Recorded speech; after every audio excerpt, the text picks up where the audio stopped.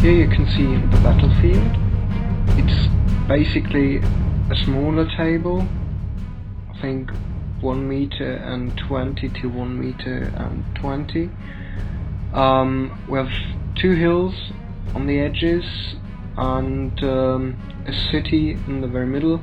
The river isn't counted as river for game purposes. We decided as the battlefield itself is already way too small actually for 3,000 points to count the river as open ground.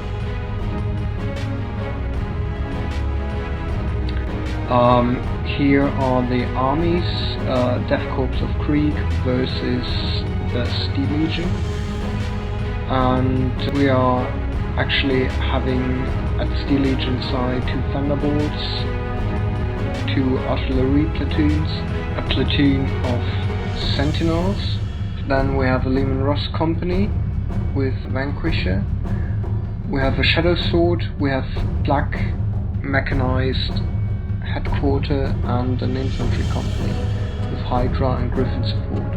For the Death Korps of Krieg, 3 Warhound Titans, we have 2 Shadow Swords, 2 heavy anti-aircraft supports. Then we have 2 mechanized infantry companies in Gorgon Sea Transporters, Regimental HQ, and we have also a Death Rider platoon.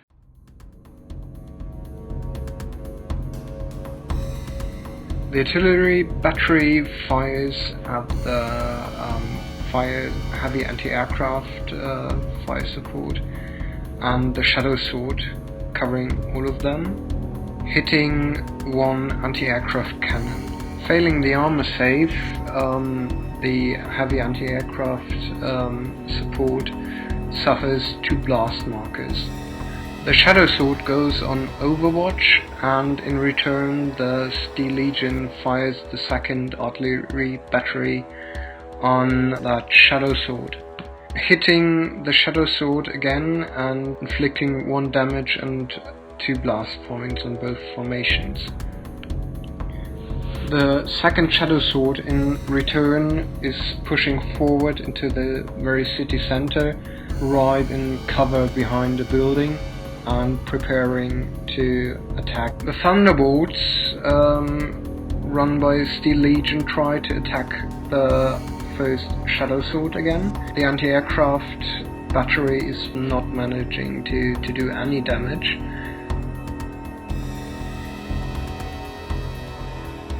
The broken Shadow Sword moves forward towards the nearest objective. The Death Rider tried to go in march but failed the activation roll, and therefore they just move their normal moving distance towards the city center as well.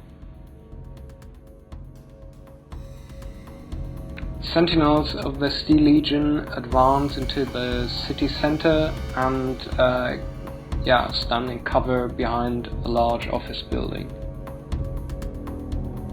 The siege infantry of the Death Corps goes on march and advances as well into the city center. The Lehman Ross company of the Steel Legion captures the closest mission objective in their half, and that's it.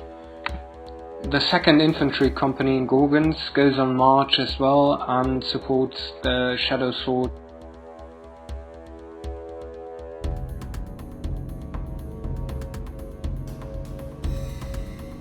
The Steel Legion Infantry Company goes on march and advances behind cover of a building towards the Death Corps Infantry and Death Riders.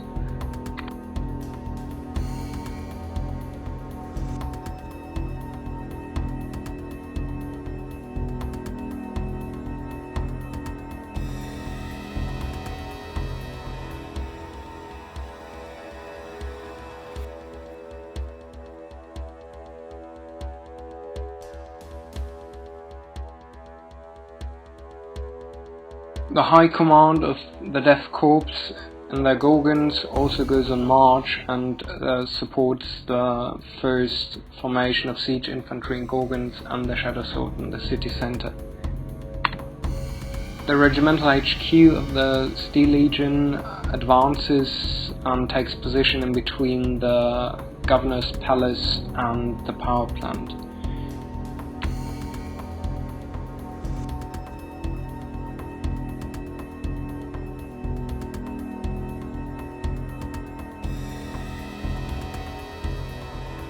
To get rid of blast markers, one of the heavy anti-aircraft support formations goes on martial and moves forward to get in range of the local mission objective, removing all blast markers.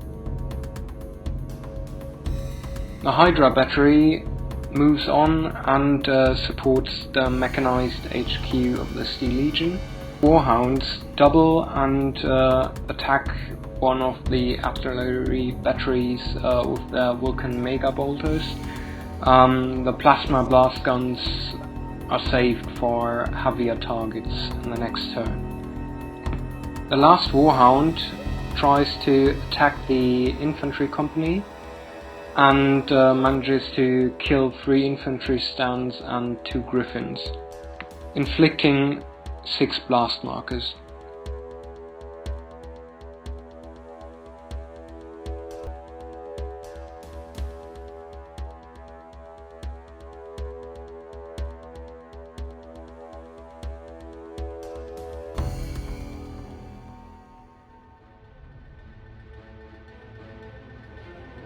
The Shadow Sword in the city center moves forward and manages to annihilate the Shadow Sword of Steel Legion. Retaining the initiative, one of the Warhounds attacks the artillery battery and manages to annihilate the battery completely. In return, the Lehman Russ Company surrounds the hill and starts to attack the Warhound that still needs to get activated this turn, and manages to inflict 2 points of damage.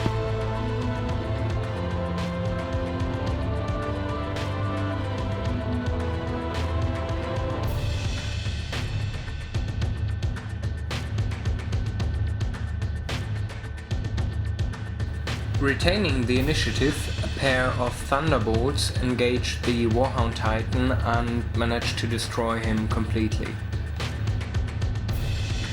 The 1st Infantry Company in Gorgons goes on sustained fire and fires indirect at the regimental HQ and inflicting serious damage to that formation. The regimental HQ of the Death Corps, on the other hand, tries to retain the initiative as well, but fails the initiative roll, the activation roll, and therefore can't do anything this turn.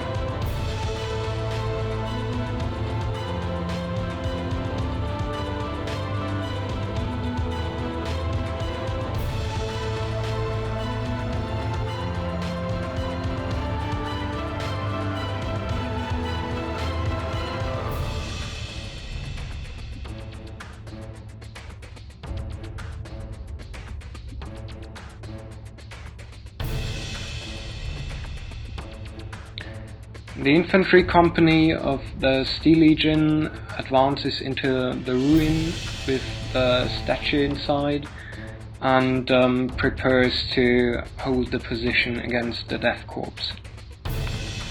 Additionally, the fire support fires at the Gorgon siege transporters of the 2nd Siege Infantry Company. The fire support battery of the Death Corps close to the mission objective in the Death Corps half of the table repositions, and that's it.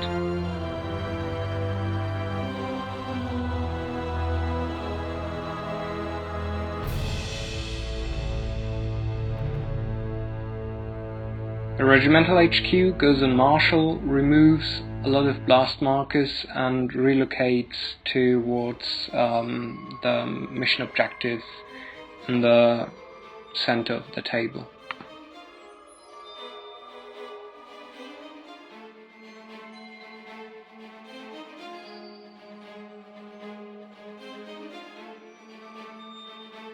The second formation of anti-aircraft of the Death Corps goes in Overwatch.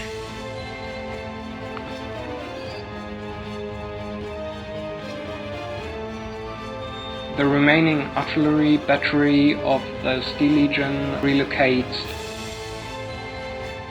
On the side of the Death Corps, the siege infantry, the remaining siege infantry activates and goes on sustained fire, firing indirectly at the remaining part of the regimental HQ, and again destroying some units. Being already a little bit desperate, my opponent tries to engage my Shadow Sword in the city center with his sentinels, but failing dramatically the engagement and losing 3 sentinels. Repositioning in his part of the gaming table and cover. The second Shadow Sword of the Death Corps goes in Marshal, removes all blast markers, and relocates its position a little bit backwards behind the mission objective. The Flak Battery of the Steel Legion goes in cover behind the palace. On the side of the Death Corps, the Warhound moves forward and fires at the infantry company. Last activation for this turn, the Death Rider advanced forward to be able to make a combined engagement with the siege infantry in the next turn to annihilate the infantry company. At this time, the situation for the Steel Legion looks really bad, and my opponent decides to surrender, and that's pretty much the game.